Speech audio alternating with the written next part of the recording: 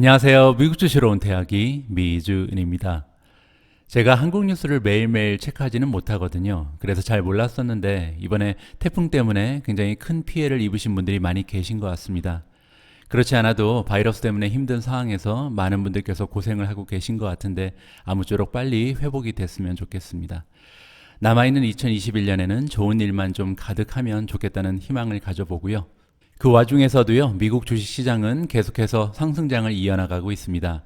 나스닥이요, 지난 5일 동안 2.56%나 지금 올라간 상황입니다. 제가 예전에 한번 말씀을 드린 적이 있는데요. 주식 투자를 하면서 가장 우리가 경계해야 되는 것은 하락장에 주식 투자를 하고 있는 것이 아니라 상승장에 내가 빠져나가 있는 것이거든요. 길게 봐서는 주식시장은 전체의 한 60%, 70% 정도는 상승장에 있고요. 나머지 30%, 40% 정도만 하락장이기 때문에 결국 확률적으로 봐도 주식 투자를 계속해서 지속하는 것이 더 안전한 투자가 될 수 있다. 이렇게 다시 한번 말씀을 드리고 싶고요. 하지만 또 이렇게 또 상승장, 랠리를 계속하다가 결국은 또 폭락하는 것이 주식시장이잖아요. 한국에 계신 존리 선생님께서 항상 말씀하시는 것처럼 주식 한 주 한 주를 꾸준히 모아 나가시는 그런 현명한 미준 패밀리 분들이 되셨으면 합니다. 이렇게 주식시장이 상승세를 이어가면서요, 많은 종목들이 큰 폭으로 올라갔습니다. 어제도 급격한 상승을 보이는 종목이 여러 개가 보이는데요. 에어비앤비는 거의 10% 가까이 올랐죠. 업스타트가 8.12%, 크라우드 스트라이크 간만에 8% 이상 상승을 했습니다. 오픈도어가 요즘에 굉장히 좋죠. 5.76%, 로블록스도 좋은 모습을 보이고 있습니다. 5% 가까이 올라갔는데요. 오늘 기사에서는 에어비앤비 그리고 크라우드 스트라이크에 대한 어떤 호재가 있었는지 함께 살펴볼 기회가 있을 것 같고요. 쇼피파이도 어제 4% 가까이 올라갔는데 굉장히 좋은 호재가 하나 있었습니다. 자, 오늘 자세한 기사를 통해서 어떠한 일이 있었는지 구체적으로 설명을 드리도록 하겠습니다. 자, 그러면 8월 25일 수요일 날 보내드리는 오늘의 미국 주식 뉴스 바로 시작합니다.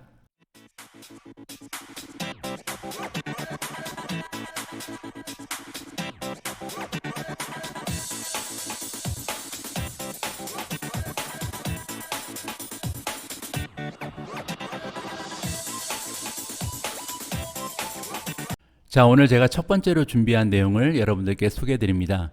자, 통상요, 주식시장에서는 상승세가 지속이 되면 그 미디어에서 나오는 기사들도요, 굉장히 긍정적입니다.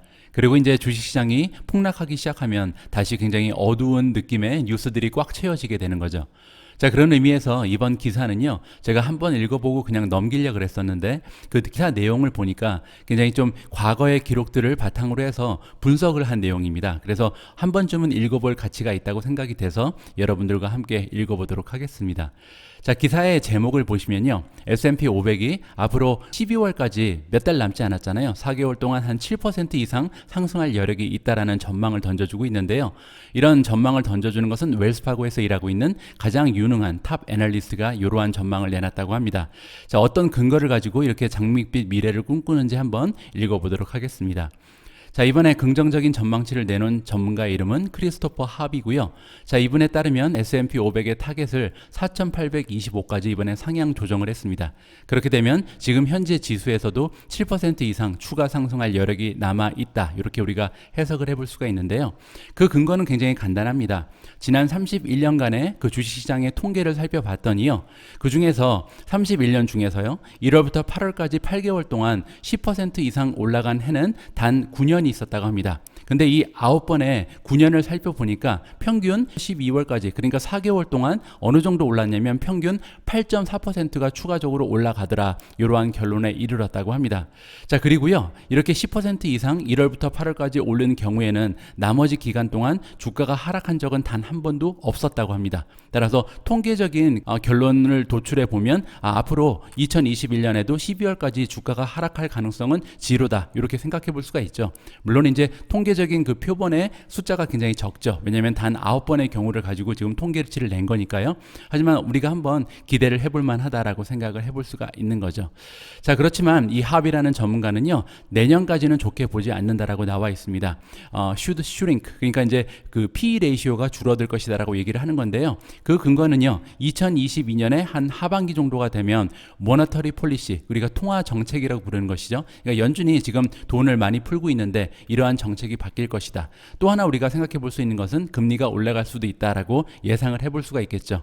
자, 그렇게 되면 멀티플, 우리가 이제 흔히 멀티플 그러면 PS 레이시오 그리고 PE 레이시오를 얘기하잖아요. 이러한 멀티플이 줄어들게 될 것이다 라고 전망치를 던져주고 있습니다. 과연 이분 말씀대로 2021년 12월까지 지속적으로 상승하는 모습을 보이게 될런지, 아니면 이번 주 금요일 날 연준이 잭슨홀에서 미팅을 하게 되는데 이 잭슨홀 미팅에서 과연 테이퍼링에 관련된 소식이 들려올런지, 그렇게 되면 잠시나마 좀 급락을 할 가능성도 있는 거잖아요. 어떤 방향으로 가게 될지 좀 관심을 가지고 지켜봐야 할 것 같습니다.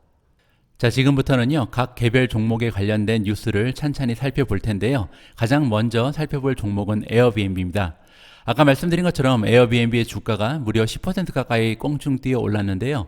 그럴 만한 뉴스가 있었습니다. 자, 지금 보시는 것처럼 에어비앤비가 발표를 했는데요. 한 2만 개 정도의 하우스를 이번에 아프가니스탄에서 탈출한 레퓨지, 난민이라고 부르죠. 난민들을 위해서 제공을 할 것이다라는 발표를 한 것 같습니다. 자, 이번에 CEO인 브라이언 체스키에 따르면요. 스타팅 투데이, 어제부터 이제 실시를 하는 거죠. 에어비앤비는 2만 곳의 하우스를 무상으로 제공하는데요. 아프가니스탄에서 탈출한 난민들을 위해서 전 세계적으로 이러한 캠페인을 진행하는 것 같습니다. 자, 그리고 이번에 발생하는 비용 같은 경우는 에어비앤비가 지불을 하는데요. 그럼에도 불구하고 만약에 전 세계에 있는 이 호스트들이 받아들여지지 않았다면 이러한 일은 할 수 없었을 것이다라면서 그 공을요, 호스트들한테 돌리고 있습니다. 제가 생각하기로는 이 호스트들이 어느 정도 이제 금액을 낮춰서 차지를 할 것 같고요. 그러면서 이제 비용 같은 부분은 에어비앤비가 부담을 한다. 이러한 식으로 이번에 프로그램이 진행되는 것 같습니다. 자, 그러면서 전 세계의 비즈니스 리더들한테 메시지를 던지고 있는데요. 지금 우리의 운동을 보고 여러분들이 모두 동참했으면 좋겠다. 왜냐하면 굉장히 어려운 상황에 처해 있는 사람들이 많기 때문에 우리가 낭비할 시간이 없다라고 긍정적인 메시지를 전 세계의 기업한테 던져주고 있습니다.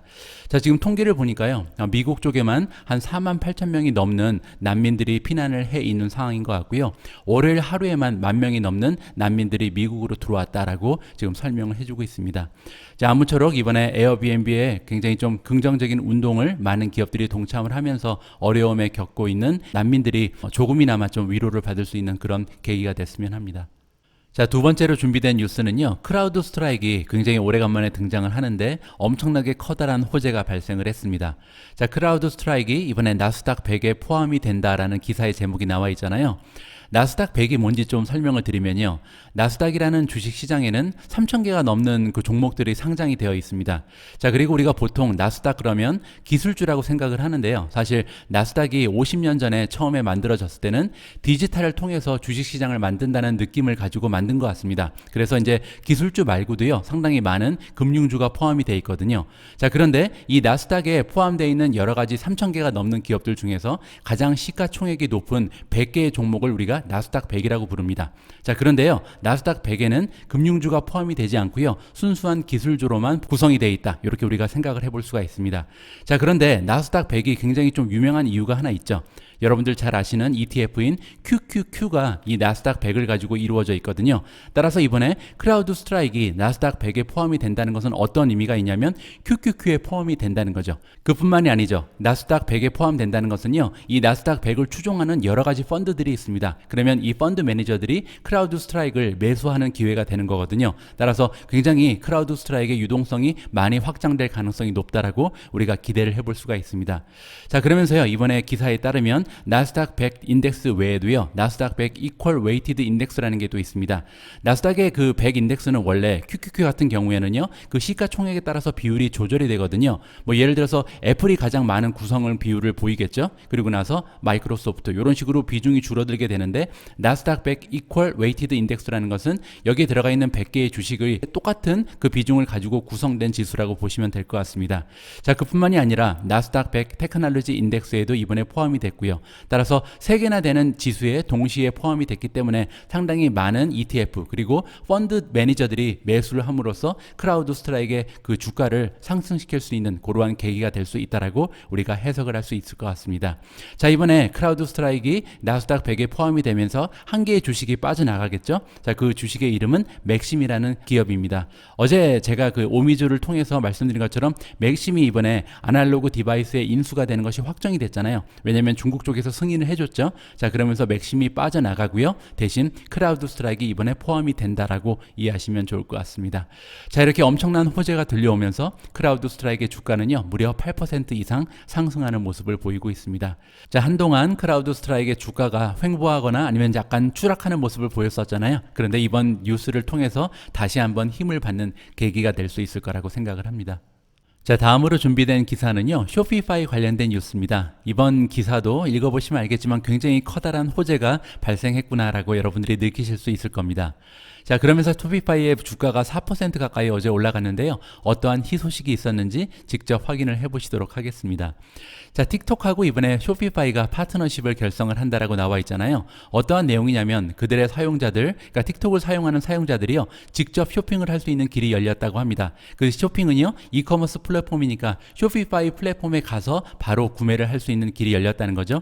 자, 그 전에도요, 틱톡에서 많은 인플루언서들, 컨텐츠 크리에이터들을 얘기하는 거죠. 자, 이분들이 뭐 옷이라든지 아니면 다른 상품들을 많이 광고 활동을 하긴 했다고 합니다. 자, 그런데 그 전까지는요, 이러한 그 광고가 되는 상품을 사는 방법이 단 하나밖에 없었다. 페이드 애드버타이즈먼트니까 뭐 이렇게 배너 광고 같은 거를 얘기하는 거죠. 그러한 것을 클릭해서 들어가서 사는 방법밖에 없었는데요. 자, 이번에 파트너십에 의하면요, 아직까지는 파일럿 프로그램이니까 시범 운행이라고 합니다. 자, 그럼에도 불구하고 이번부터는 포스팅에 이제 쇼핑 탭이 들어가게 되는 거고요. 그 의미는 뭐냐면 링크가 생기다는 겁니다. 따라서 내가 틱톡을 보면서 이런 상품을 사고 싶다라는 느낌이 들었을 때 이 클릭을 하면요, 그 클릭이 연결이 되게 돼 있는데 쇼피파이에 연결이 되어 있는 웹사이트 페이지로 들어가게 된다. 그 얘기는 뭐냐면 쇼피파이의 웹사이트로 들어간다는 얘기가 아니고요. 쇼피파이는 플랫폼 기업이잖아요. 쇼피파이가 제공하는 이 플랫폼에 연동이 되어 있는 100만 개가 넘는 많은 그 온라인 샵들이 있는데 이 온라인 샵으로 바로 연결되게끔 구성이 된다라고 이해하시면 될 것 같습니다.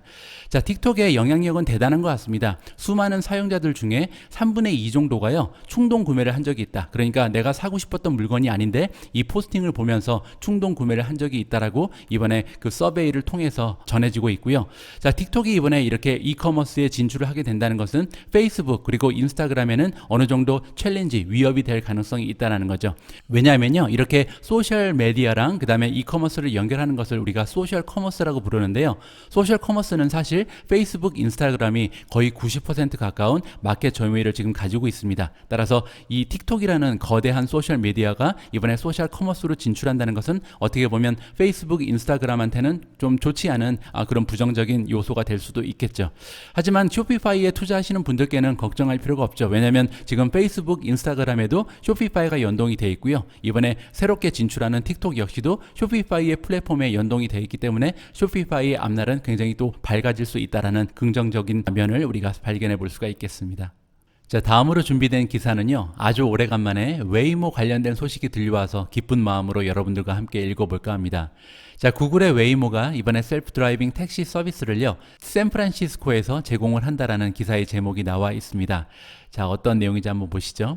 자, 이번에 시작되는 샌프란시스코의 자율주행 택시 같은 경우는요, 작년에 이미 첫 번째로 론칭한 바가 있었죠. 피닉스에 이어서 두 번째라고 나와 있습니다. 자, 그런데 피닉스 같은 경우는요, 완전 무인 자율주행이었고, 요번에 이제 샌프란시스코 같은 경우는요, 세이프티 드라이버가 탑승을 한다라고 나와 있습니다. 자, 이번에 새롭게 시작되는 샌프란시스코 지역의 택시 같은 경우는 5th 제너레이션이니까 5세대죠. 웨이모의 자율주행 그 시스템인 웨이모 드라이버라는 게 있습니다. 여기에 5세대를 탑재했다. 이렇게 우리가 이해할 수가 있고요. 웨이모 드라이버 같은 경우는 이미 학습을 굉장히 좀 많이 마치고 준비된 상태에서 나온다라고 지금 기사에서 전해주고 있습니다. 예를 들어서 퍼블릭 로드, 실제 그 도로상에서는요, 학습을 어느 정도 했냐면 한 2천만 마일 정도를 이미 달려서 데이터를 확보한 상태라고 보시면 될 것 같고요. 시뮬레이션 상에서는 한 100억 마일 정도를 이미 학습을 한 상태다. 따라서 준비가 좀 완료됐다라고 자신 있게 얘기를 하는 거죠. 자, 샌프란시스코에 사시는 분들께서는 웨이모 원 앱이라는 것을 다운로드 받은 다음에 이런 서비스를 이용할 수 있게 되는 거고요. 그런데 처음에는 퍼블릭, 모든 사람이 다 이용할 수 있는 건 아닌 것 같습니다. 보시면 굉장히 좀 특별한 그 니즈가 필요한 사람들, 예를 들어서 휠체어를 사용하시는 분들이나 아니면 좀 특별한 일 때문에 도움이 필요하신 분들 위주로 처음에 서비스를 개시한다라고 나와 있습니다. 뭐 샌프란시스코 지역에 국한된 서비스이긴 하지만 뭐 개인적으로 나름대로의 의미가 있다고 보고요. 현재 여러분들 잘 아시는 것처럼 것처럼 구글의 그 매출은요, 구글이 99.8% 정도를 기여를 하고 있고요. 나머지 기업들, 뭐 웨이모도 마찬가지고 11개나 되는 자회사가 있는데 그 누구도 매출을 발생시키지 못하고 있는 상황이죠. 따라서 한 기업 한 기업 이렇게 좀 진전하는 모습을 보이는 것은 굉장히 커다란 의미가 있다라고 구글의 주주로서는 생각을 하고 있습니다. 자, 다음으로 소개해드릴 기사 역시도요, 개인적으로 굉장히 흥미롭게 읽은 기사라서 여러분들과 공유를 해볼까 합니다. 전 세계에 굉장히 많은 펀드 매니저들이 있는데요. 이 펀드 매니저들을 우리가 두 분류로 나눌 수가 있죠. 하나는 이제 지수를 추종하는 이런 펀드를 운영하는 사람들이 있고, 또 하나는요, 액티브 펀드라 그래서 이 지수를 추종하는 것이 아니고 그 펀드 매니저들이 직접 어떠한 종목이 더 좋겠다라고 해서 그 종목에 집중 투자를 할 수도 있는 거고, 만약에 좀 가능성이 떨어진다, 잠재력이 적다라고 보면 그 종목에 대한 그 웨이트, 비중을 조금 줄일 수 있는 이러한 가능성이 열려 있는 것을 우리가 액티브 펀드라고 부릅니다. 자, 이번 기사에서는요, 과연 액티브 펀드의 그 매니저들이 어떠한 종목에 좀 집중 투자하고 어떠한 종목을 덜 좋아하는지 이러한 상황을 우리가 살펴볼 수가 있을 것 같습니다. 자, 이번 분석을 해준 그 투자 기관의 이름은 UBS고요. 유나이티드 뱅크 오브 스위tzerland죠. 스위스 뱅크라고 보시면 될 것 같습니다. 자, 여기 나와 있는 것처럼요, UBS에서 이번에 발표한 리포트에 따르면 10개의 주식, 펀드 매니저들 중에서 이 액티브 펀드를 운영하는 매니저들이 가장 좋아하는 주식 10개를 우리가 살펴볼 수 있고, 또한 가장 좋지 않게 생각하는 그 10개의 종목을 우리가 살펴볼 수가 있습니다. 가장 비중을 좀 높게 가는 것을 우리가 오버웨이트라 그러죠. 요거를 조금 이해하기 쉽게 제가 설명을 드릴 텐데요. 예를 들어서 우리가 S&P 500을 살펴보면 애플의 그 비중이 나와 있는데 애플의 비중이요 6.2% 정도가 됩니다. 그러니까 우리가 만약에 S&P 500에 투자를 한다, 만약에 스파이라는 ETF에 투자를 하게 되면요, 왜냐하면 스파이는 이제 지수를 추종하니까요. 그러면 우리 투자금의 6.2%가 애플에 들어간다라고 생각하시면 될 것 같고요. 마이크로소프트에는 한 5.8%가 들어가고, 세 번째 아마존에는 3.8%의 투자금이 분배돼서 투자가 된다라고 이해하시면 될 것 같습니다. 자, 그런데 만약에 여기 나와 있는 것처럼 오버웨이트라고 써 있는 것은요, 여기 나와 있는 지수 이 비중보다 오히려 더 높게 투자가 된다고 보시면 될 것 같고요. 언더웨이트라는 것은 그 비중에 비해서 오히려 더 투자금이 줄어들게 된다고 생각하시면 되는 거죠. 자, 그리고 전 세계에서 지금 일하고 있는 액티브 포트폴리오를 종합을 해서 이번 통계를 냈다라고 나와 있습니다. 자, 그러면서 가장 오버웨이트 심하게 되어 있는 그 10개 종목을 먼저 살펴볼 텐데요. 첫 번째로 가장 오버웨이트 많이 되어 있는 종목은 G2라고 합니다. 따라서 지수상에서는 굉장히 좀 비중이 적은 종목인데 액티브 매니저들은 좋아한다는 얘기죠. 그리고 두 번째로 오버웨이트 된 종목은 비자고요. 세 번째가 페이스북, 네 번째가 알파벳 클래스 A입니다. GOOGL이죠. 다섯 번째가 마이크로소프트고요. 여섯 번째는 유나이티드 헬스그룹, 일곱 번째가 마스터카드, 여덟 번째가 페이팔이고요. 아홉 번째가 또한 알파벳입니다. 알파벳은 두 개의 티커가 다 들어가 있네요. 이번에는 GOOG고요. 마지막 열 번째로 오버웨이트 되어 있는 종목은 테르모 피셔다. 이렇게 우리가 살펴볼 수가 있습니다. 자, 반면에 지수에 비해서 조금 그 언더웨이트 되어 있다. 따라서 비중이 감소되어 있는 거죠. 이러한 주식을 보면요, 1위는 애플을 차지하고 있습니다. 애플 같은 경우는 원래 지수상으로는 아까 보신 것처럼 6.2%의 비중을 가져가야 되는데 거기보다 미치지 못하는 비중을 투자하고 있다는 거죠. 그 뒤를 따라서 2위는 타이완 세미컨덕터 TSMC가 차지를 하고 있고요. 세 번째는 알리바바, 네 번째는 테슬라입니다. 그리고 다섯 번째가 네슬레고요. 여섯 번째 텐센트, 일곱 번째가 로체홀딩, 여덟 번째가 토요타고요. 아홉 번째는 커먼웰스 뱅크 오브 오스트레일리아, 마지막 열 번째는 노바티스가 차지하고 있습니다. 자, 이렇게 어떠한 종목을 더 액티브 펀드 매니저들이 좋아하는지 이번 기사를 통해서 우리가 살펴볼 수가 있었고요. 자, 다음 뉴스는요, 유니티의 인수 합병 소식인데요. 이번에 인수한 기업이 굉장히 좀 재미가 있습니다. 어떠한 내용인지 한번 살펴보시죠. 자, 유니티가 이번에 acquire, 인수를 했다. AI 챗 애널리스트를 하는 그런 플랫폼 기업이고요. 이름은 오토라는 기업을 인수를 했습니다.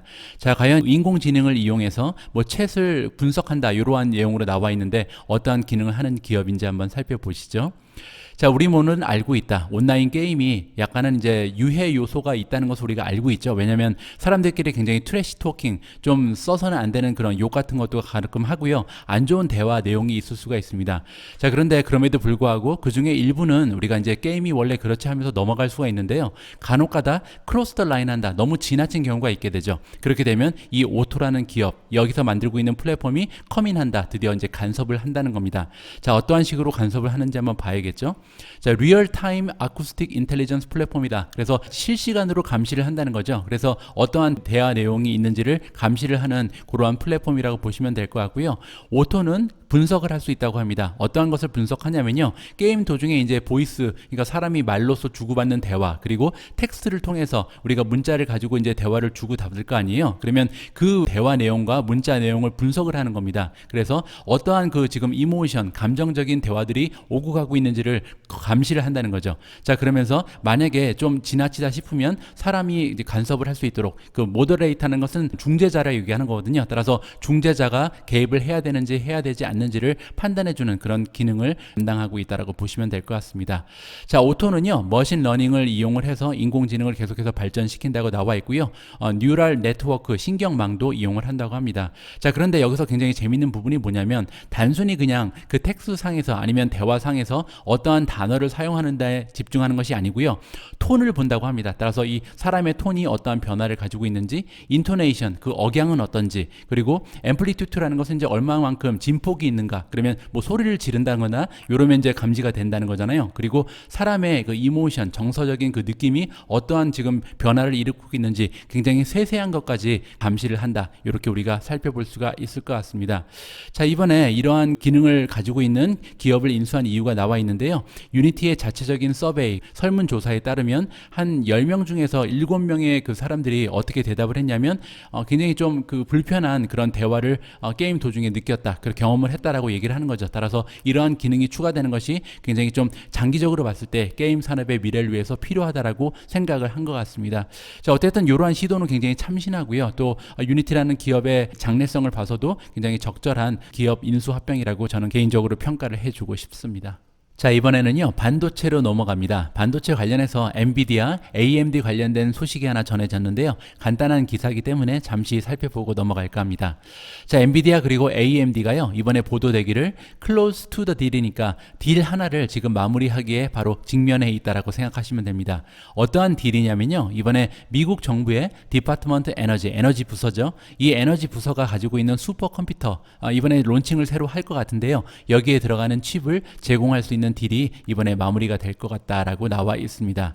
자, 로이터 통신에 따르면요, 이번에 에너지 부서에서 그들이 이제 새롭게 만든 새로운 슈퍼컴퓨터를 온라인으로 올려주고 싶다, 사용하고 싶어 한다는 거죠. 자, 그런데 이제 문제가 하나 있다는 거죠. 원래는 여기에 들어가는 칩을 인텔이 제공하게끔 돼 있었는데 지금 2개월이나 딜레이가 됐다, 연기가 돼 있다는 거죠. 자, 인텔이 만들고 있는 슈퍼컴퓨터의 이름은 오로라인데요. 이 오로라라는 슈퍼컴퓨터는 원래 그 올해 출시가 될 것으로 스케줄이 잡혀 있었는데 문제는 이제 프로덕션이 굉장히 지연이 되고 있다. 왜냐하면 그 칩이 굉장히 모자른 현상이 최근에 나타나고 있으면서 아무래도 스케줄이 내년까지 연기가 될 것이다라고 나와 있습니다. 자, 그러면서 이제 AMD 그리고 엔비디아가 이러한 그 인텔의 칩을 대신해서 칩을 제공하게 될 것 같다는 기사가 나와 있습니다. 뭐 여러모로 인텔은 굉장히 어려운 부분이 많은 기업이네요. 이런 기사를 봐도 좀 쩔쩔매고 있는 모습이 좀 그려지는 그런 기사 내용이었습니다. 아무튼 뭐 엔비디아 그리고 AMD에 투자하시는 분들께는 호재라고 생각을 해볼 수가 있는 거고요. 자, 그러면 마지막으로 오늘 오미진님과 준비한 비디오 클립을 설명드리겠습니다. 자, 오늘 영상에서 등장하시는 전문가께서는요, 지금 시장 상황이 좀 변동성이 심하다. 왜냐하면 이제 연준에서 아무래도 테이퍼링 관련해서 어떤 뉴스가 있을 것 같고, 자, 그럼에도 불구하고요, 우리가 장기적인 관점을 가지고 투자를 할 때는 반도체 부분이 굉장히 좀 유망하다. 따라서 반도체 쪽에 집중적으로 투자하는 것이 좋을 거라는 논리를 펼치고 계십니다. 자, 과연 어떠한 근거를 가지고 반도체의 미래를 좋게 보는지 그의 의견을 함께 시청해 보도록 하겠습니다. 자, 끝까지 함께 해주신 모든 분들께 다시 한번 감사의 말씀을 드리고요. 자, 오늘 하루도 멋지고 즐겁게 만들어 가시기 바랍니다. 저는 내일 조금 더 여러분들께 도움이 될 수 있는 유용한 정보 취합해서 다시 인사드릴 수 있도록 하겠습니다. 우리 모두가 미국 주식 투자로 은퇴하는 그날까지 다 함께 화이팅입니다.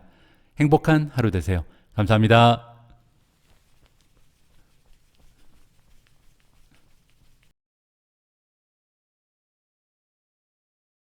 But let's turn our attention back to the markets here. Joining us now is Francisco Beto, Senior Vice President and Portfolio Manager at FM Integrated Alpha Investments. Francisco, good to see you this morning here. How should investors be positioned ahead of the Jackson Hole event later this week? Oh, great to be here. Thanks for having me over. I would say look for unappreciated value, and a good place to look for that would be the semiconductor industry. They have been unfairly punished, in my opinion, year to date. You can look at names just like MU, Micron Electronics, NVIDIA, AMD, and so on. I believe that these names are in a secular long-term trend. That's not new news, but if you think about what the underlying forces are, they really entail processing power, visualization, and secure storage. And, those are not going to subside anytime soon. So in the long term, these are great stocks, and in the short term, they provide a lot of value. If you look at the PEG ratios for MU, 0.2, for NVIDIA, it's 1.7, and for AMD, it's 1.0. So if you want to buy some growth, that's a really good cheap growth there.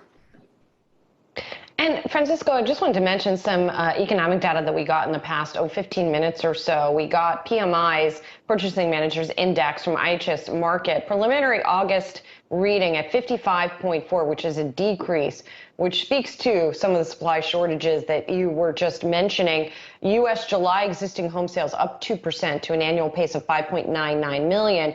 It sounds like part of what you're saying is with some of these more inconsistent or choppy economic readings, you want to look to groups that are a little more agnostic to economic growth. Would it be correct to say that? And you think that semiconductors are one of those areas? Yes, and let me add a little bit more color to that. If you look at the, just before COVID, there was a lot of innovation going around in the NAND, DRAM markets with MU, NVIDIA, with new processing chips and so on. And even Apple making their own chips, and so is Tesla making a D1 chip. So there's a lot of innovation going around in the semiconductor industry, and then comes COVID. And you got to think about, I'm going to use my hands a little bit, like a long snake that just swallowed a big Oxford check, So that bump in the middle there, that's COVID. And the effect of that is you get a high rise and then you get a little bit of a decline. But that doesn't mean that it doesn't void the long-term circular trend. There's really a lot of strong forces really propelling these stocks forward. If you look at the cloud computing, the size of the cloud computing market, as compared, for example, in 2013, it has more than tripled. And 5 years from now, it will continue to go in that direction. And if you go back just a few minutes ago in your show, you can see that we're talking about a grill with a lot of technology, the Traeger grill. I mean, you can go to Home Depot and find all kinds of devices you will never think they'll be smart devices. And nowadays, they're smart devices. Everybody needs semiconductor, and that demand is not going to subside anytime soon. That's right, Francisco. Never did I think I would be grilling meat with the help of my cell phone here. That is pretty interesting stuff. We've been talking a lot about a lot of firms, investment banks, cutting their growth outlooks for this year. Can those stocks you mentioned, the NVIDIA, other semiconductors, can those still work if we see more growth cuts and the Fed does signal a taper later this week? I believe so. But, I got to put a caveat in front of it. I am more of a long-term investor. I don't focus on the short term as much. I believe there's a lot of noise. There's a lot of speculation. So I do have more of a long-term focus. But if you look at these names, like I said before, if you picture this snake that just swallowed an Oxford check, you're going to see that bump, that COVID bump. And that's what you're seeing now. You're seeing the downward slope coming out of that bump. And that's where you see the deceleration. But long term, the trend is still there. It's going to definitely still there, especially with the shortages. That's not a bad problem to have long term. Short term, it could produce some headaches, but in the long run, I think that's a good thing.